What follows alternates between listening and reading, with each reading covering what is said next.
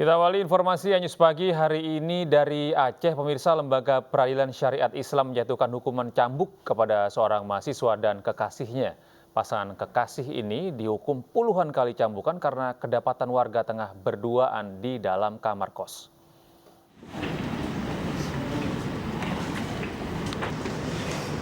Terpidana pelanggar kanun syariat Islam, seorang mahasiswa berinisial YF menjalani eksekusi hukuman cambuk di Komplek Bustanul Salatin Banda Aceh.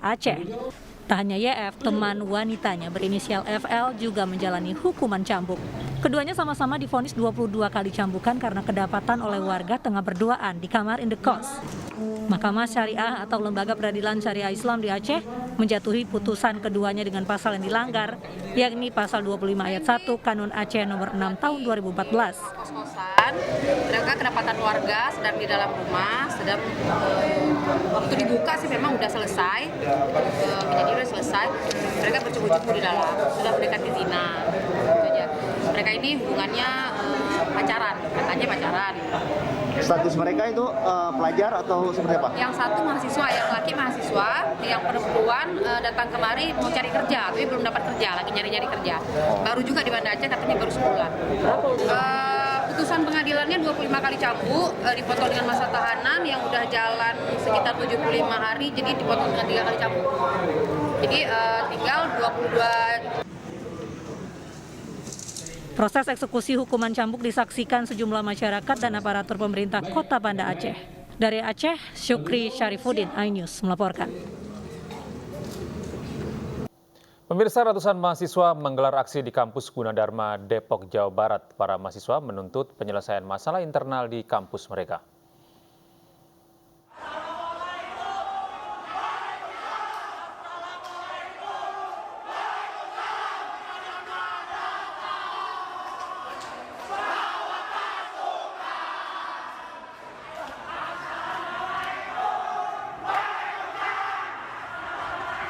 Sambil berorasi, ratusan mahasiswa Gunadarma ini berunjuk rasa di depan kampusnya di kawasan Margonda, Depok, Jawa Barat.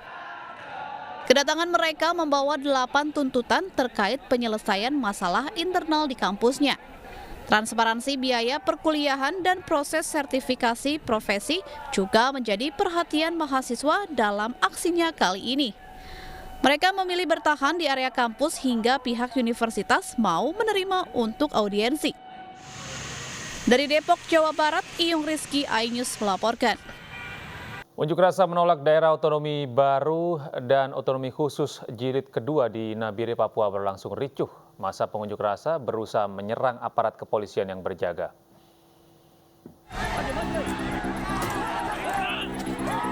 Unjuk rasa menolak daerah otonomi baru dan otonomi khusus jilid kedua di Nabire, Papua, Kamis siang berlangsung ricuh. Masa pengunjuk rasa di bawah koordinator Julianus Janambani menyerang aparat kepolisian di depan Pasar Karangtumaritis, Kelurahan Girimulyo. Masa kesal karena polisi menghalangi aksi mereka mendekat ke gedung DPRD Nabire. Semula masa pengunjuk rasa ingin mendesak DPRD Nabire membentuk pansus penolakan rencana pemekaran daerah, serta menuntut agar elit politik tidak lagi mengatasnamakan rakyat untuk kepentingan kekuasaan. Dari Nabire, Papua, Mesa Kamarea, iNews melaporkan.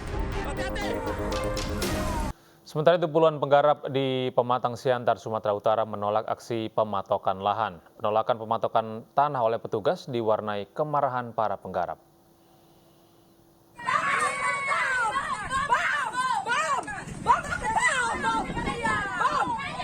Ratusan warga penggarap menolak penggusuran oleh pihak perkebunan dengan cara memasang patok lahan.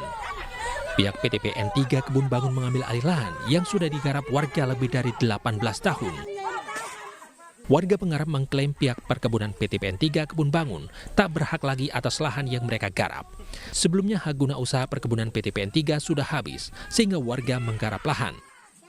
Apalagi pemerintahan Pak Jokowi, kita sama-sama tahu bahwa tidak ada program pemerintahan saat ini yang bernama pengembalian aset perkebunan pada pemerintahan Jokowi. Yang ada adalah reforma agraria atau tanah untuk rakyat.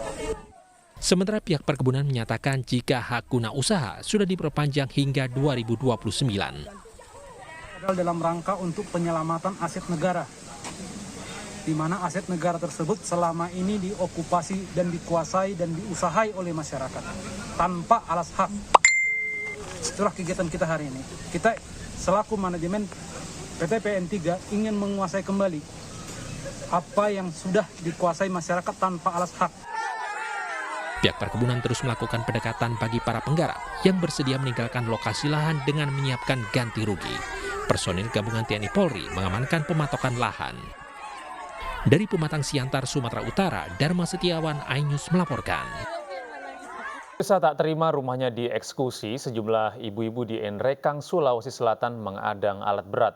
Eksekusi dilakukan di 5 rumah warga yang sebelumnya disengketakan.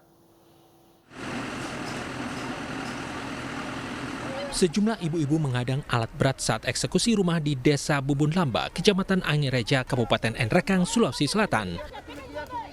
Seorang ibu jatuh pingsan saat mencegah pembongkaran rumah di lahan sengketa seluas 4.000 meter persegi. Dengan menunjukkan sertifikat, warga mengadang ratusan personel gabungan dari Polres Nrekang, Brimob, dan TNI yang mengawal proses eksekusi 5 rumah warga. Saya punya hak milik, kenapa mesti rumah dibongkar? Karena saya tidak punya hak milik, saya rela. Karena memang apa gunanya ini, Pak? Apa gunanya ini? Sudah berapa tahun, Kak? Sudah lebih 10 tahun saya di sini. Sudah lama saya di sini. Oh, ini salah satu yang dimasukkan untuk kita. Iya, karena kita punya 2 rumah, kita punya sertifikat. Ini apa gunanya ini? Pengadilan Negeri Nrekang memenangkan pihak penggugat yang berhak atas kepemilikan tanah seluas 4.000 meter persegi yang telah ditempati tergugat selama belasan tahun. Dari Nrekang, Sulawesi Selatan, Jufri Tunapa, iNews melaporkan. Pengadilan Negeri Tangerang, Banten menggelar sidang pengukuran sengketa lahan. Pengukuran terkait kepastian batas tanah seluas 63.000 meter persegi.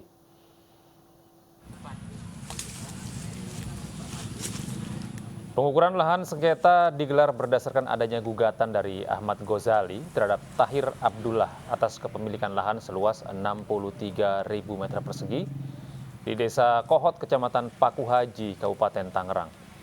Pengukuran batas antara penggugat dengan tergugat karena ada perbedaan luas lahan. Tergugat menyatakan lahan yang disengketakan seluas 63.000 meter persegi, sementara pihak penggugat menyatakan seluas 42.000 meter persegi.